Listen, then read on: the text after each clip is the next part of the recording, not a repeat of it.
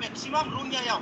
रावबो बेहाय बर' मानसि गैया बर' मानसि सब तामुलपुर आरो कुमारिकाटानि फैयो आरो खाथिखाय नों जाबाय नोङो जोंनि बे एरियानिबो नङा नों जाबाय मानसिया सानजानि बेनिफ्राय क'क्राझार नों रुनियाव hello friends welcome back to my YouTube channel Kite Daimary blog दिनैनि भिडियो नोंथांमोनखौ फिरसे आं बराय हरबावनाय जाहैबाय दिनैनि भिडियो बेखौनो आं एसे भिडियो क्लिप देखायनो सानदों दा भिडियो क्लिपखौ लासाव नायदो नोंथांमोना बेखौ देखायनायनि सिगां आं फंनैसो बुंनो नागिरदों बिसोर सानैनि सायाव प्रकाश आरो जेम्स दा सानैबो भिडियो कल खालामलायनानै गावजों गाव माने गावनि गोरोन्थिफोरखौ नङा देखायनो माने गावखौनो राइट देखायनो थाखाय गाव बुंलायलायदों आरो बेयाव ना दा बेयाव सोर रं आरो सोर राइट बेफोरखौ नोंसोर नायनानै खोन्थाहरदो रायजोफोर कमेन्ट्सआव मोनथिबाय बेयाव आं जेम्सखौबो एसे गोरोन्थि मोनदों मानो होनब्ला नायदो जेम्सआ मा बुंदोंखि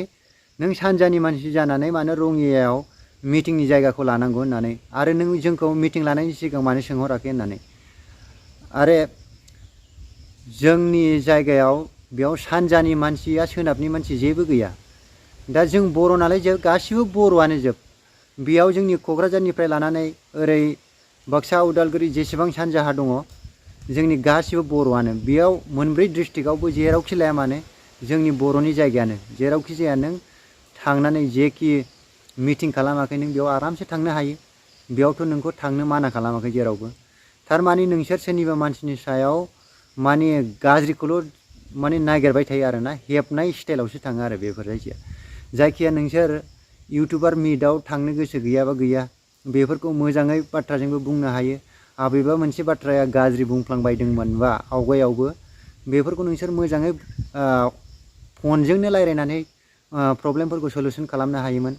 दिनै ससियेल मिडियायाव गावनि खामानिखौ बांसिन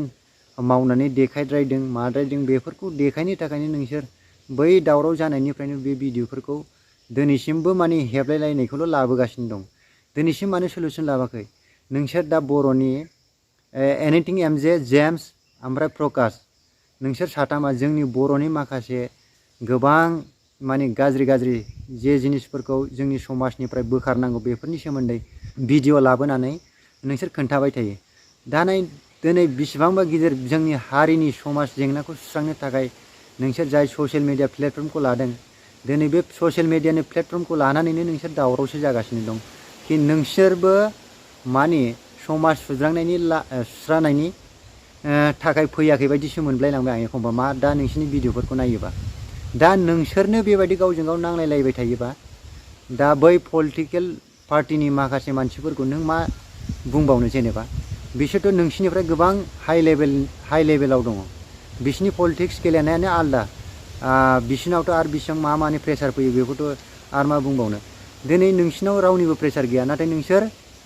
गावसोर मोनसे जाथिनिनो मोनसे खामानि मावनो लादों बे जाथिनि खामानि मावनो लानायावबो नोंसोर गावसिनि मानसिनि लाइफआव एफा गलति फिसा गलतिफ्रा जाखायो दा बेफोरखौ इगनर खालामा लासेनो नोंसोर ससियेल मिडियायाव गावजों गाव माने पाब्लिकनिसो देखायसिननो नाजागासिनो दं अब्ला नोंसोर मा जोंनि बर' समाजनि बा जोंनि जाथिनि थाखाय मा मोजां खामानि मावनो नागिरदों दा फंबायमोना दा बेफोरबायदिखौ नोंसोर एथ'ग्राम भिडिअ बानायालासेनो मोजां भिडिअफोर बानाय गोबां जेनेबा नै दा जेम्स फंबाया दा इण्डियान आर्मियाव साख्रि मावो हिसाबै गावखौनो बिराद गोग्गानानै लायो हा फंबाय नों लायो जोंबो प्राउड फिल खालामो नाथाय एखमबा समाव जोंनि गामि एरियानिफ्राय गोजान जायगायाव थानानै जाय सानहरोना बे साननाय खामानिफ्रा गामि लेभेलाव थाङोब्ला एसे डिफारेन्स जाहैयो दा बेफोरखौ जों समाजनि मानसिफोरजों मिलायनानैसो एफा एनै खामानिखौ लासै मावनो हानांगोन ओमफ्राय बिसिनि जाय माइन्ड बेफोरखौ जों डाइभार्ट खालामनो हानांगोन दे मोजां लामायाव खिन्थु दा बेफोरखौ हठात करि साडेनलि नोंनि गोसो बायदि माने साननायजों सोलायहोनो साननो ना बेफोरबायदिया बांद्राय जाया मोनथिबायना जोंनि फौजिनि एक्सना आलदा सिभिलनि एक्सना आलदा बेनि थाखायनो फौजिनि एक्सन बायदि दाथां फंबाय अननानै एसे गावखौनो सान्ति माइन्डआव लाखिनानै खामानिखौ मावलां आरो नोंसोरबायदि जोंबो मावनो सानो समाजनि थाखाय मोजां नाथाय जोंबो फिसा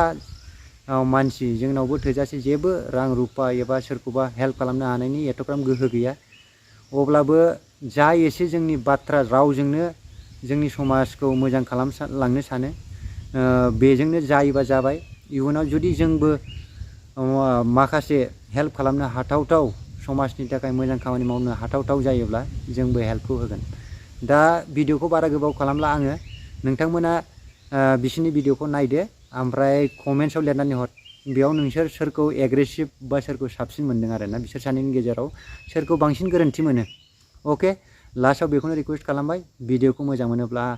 नोंथांमोनाबो आंनि चेनेलखौ साबस्क्राइब खालाम आरो बेल बाटनखौबो प्रेस खालामनानै ला जाहाथे आं नोंसोरनो जेखि भिडिअ सोआ नोंसिनाव थाबैनो सहैयो आरो नोंसोर नायनो हायो। अके जय हिन्द। मेक्सिमाम रङियायाव रावबो बेहाय बर' मानसि गैया बर' मानसि सब तामुलपुर आरो कुमारिकातानि फैयो आरो खाथिखाय नों जाबाय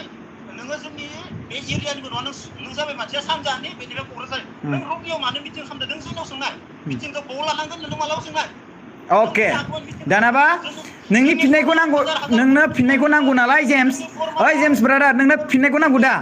नोंनो फिननाय नांगौ ना बुंबाय थागोनल' नोंनो फिननाय नांगौ ना बुंबायल' थागोन बुंबायल' थागोन ना फिननाय नांगौ नोंनो रब्रा बुंनोबो हो एसेबां गिदिर जालायनानै नोङो सिरि थायो माबा एसेबां गिदिर जालायनानै नोङो बुंनोनो रावखौबो चान्स होलायलाया। आं मोनसे बाथ्रा बुंनो सानदों जेम्स ब्रादार आं नोंखौ मोनसे बाथ्रा बुंनो सानदों।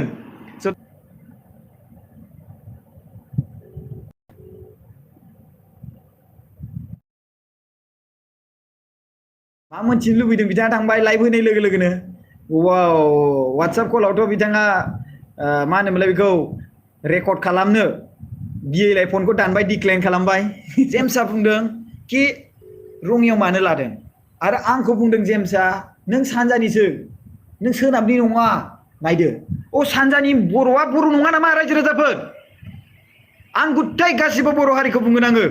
सानजानि बर'आ बर' नङा नामा जेम्सआ बुंदों दानि कल खालामनानै आंनियावहाय नों सानजानिसो नों रङियावहाय मानो लादों आच्छा रङियाव लानाया माबा मोनसे गोरोन्थि गावनि बरमायाव मानो लायामोननो गावनि जायगायाव लानांगौमोन आरो दिनै आंबो आंनि जायगायाव लायाखै नोंनि जायगायावबो लायाखै गुबुननि जायगायावबो लायाखै दा रङियाव जों लादों बिकज जे थांनाय फैनाया उसुबिदा जाया मिथिबायना थांनाय फैनाया उसुबिदा जाया दा बरमायावहाय ट्रेन बास थांनो बेसेबां खस्थ' मैया गावनि आगानावनो गाब्र'यो माने मानसिया गावनि आगानावनो माने गाब्र'यो माने मैया गावनि आगानावनो थैयो बा मानसिया गावनि खुगायावनो गाब्र'यो नङा होमबा थिग बेबायदियानो बेनो सैथो बाथ्रा दा दिनै नों कल खालामबाय मानो नों रायजो राजाफोरनि सिगाङाव लाइभआव नों आंजों मानो डिसकास खालामनो हादिया नों मानो बेबायदि जेम्स ब्रादार नोङो मानो नों डिफेन्सआव मावनानै नों एसेबां बेबायदि माने एसेबां मानो बेबायदि गावखौनो गाव खालामना लाखो डिफेन्सआव जों मोजां जोङो जाथिल' नङा बेवहाय फुरा जोंनि हादोरनि कान्ट्रियाव जेसेबांखिनि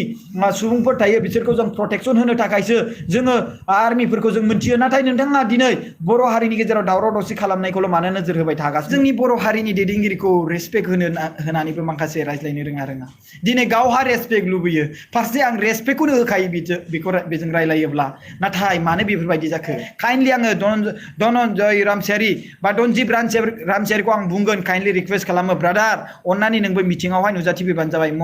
मिलन हटेल एन्ड रेस्टुरेन्ट रङिया नाथाय एमजेआसो फिटुगुड बाबा नामा आच्छा अके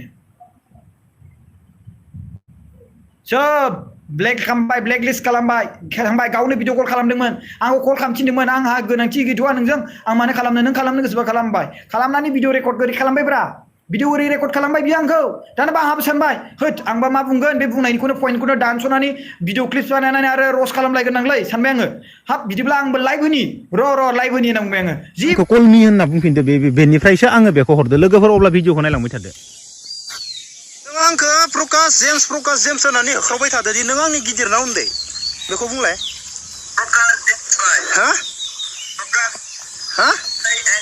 नों दासो बुंदो दाख्लैबावैनि भिडिअ नों दाख्लैनि भिडिअ बुंदो ना नोङो दाख्लैनि भिडिअ बुंदो ना नों प्रकाशानो जेम्सआनो प्रकाश होननासो होख्रावबाय थादो नों आंनि गिदिर ना उन्दै फंबाय नों आंनि उन्दै ना गिदिर नों आंनि डेट अफ बार्थ मिथिया नों मांसेखौ नायनानै हमना मोनाखै नोङो मांसेखौ नायनानै नों आंनि गिदिर ना उन्दै नों मांसेखौ नायना सिनाया नों आंनि गिदिर ना उन्दै मानसिखौ नायना सिनाया नोङो आं 1989 Ah. Ah. नों दासो भाइ होनदो नों दाख्लैनि भिडिअफोराव होनदो आंखो नों दाख्लै इउटुबाव दि भिडिअ हगारबाय थादो नोङो प्रकाशनि नामानो जेम्स होनबाय थादो नोङो आरे हा नों इयाव मायबा आंखो इयाव रेसपन्स होदो नामा आदा बा भाइ होनदो बुंदो नामा नोङो हा नों नङा नोंखो सोंग्रोदां ना नोंखो सोंग्रोदां आं नोंनि न'आव थांनानै उन्दुना फैनायखौ आङो अलरेडि भिडिअआवनो खोन्थाखादो ओइ नोंनि न'आव थांनानै आङो नोंनि न'आव थांनानै ओइ नोंनि न'आव थांनानै उन्दुना फैनायखौ आं भिडिअआवबो बुंखादो बेनिफ्राय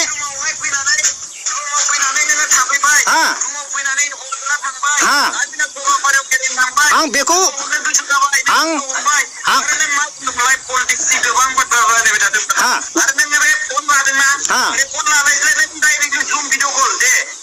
नोंदो रायलायगासिनो दंखायो नों बेखौ गिनाङा आं नोंजों रायलायदो नै बुं नोङो कन्ट्रभार्सिखौ नोङो दिपेन बर'खौ कुइसन सोंनायनि थाखायनो नों नांलायदो ना नोङो दाख्लै इउटुबार आङो लाइफआव गैया दा ओइ नोङो ससियेल मिडियाआव मानो नांलायफैदो ओइ नोंदो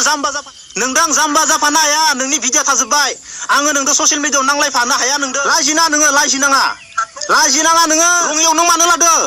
ओइ जे प्रकाश नोङो रङियाव मिटिंखौ मानो लादो प्रकाश रङिया जाबाय नों जाबाय सनितपुरनि नों जाबाय क'क्राझाराव थायो नों जाबाय मानसिया सानजानि बेनिफ्राय क'क्राझार नों रङियाव मानो मिटिं खालामदों नों जोंनाव सोंनाय मिटिंखौ बबाव लानांगोन नों मालाबा सोंनाय नों बुंनो हागौमोन मिटिंखौ बबाव खालामदों जोंनि बरमायाव जोंनि बरमायाव अडिट'रियाम दोङो मिथिबाय हा नों रङियायाव मानि थाखाय लादो नोङो भिडिअ बान्दा खोन्था नोङो इउटुबाव भिडिअ खालामनानै खोन्था नों इउटुबाव भिडिअ खालामनानै खोन्था मिथिबाय आं नोंजों टाइम वेस्ट खालामनो टाइम गैया आंहा मिथिबाय प्रकाश फंबाय प्लिज थान्दा दिमागजों सान आरो थान्दा दिमागजों भिडिअ बानायग्रा खालाम प्लिज एसेबां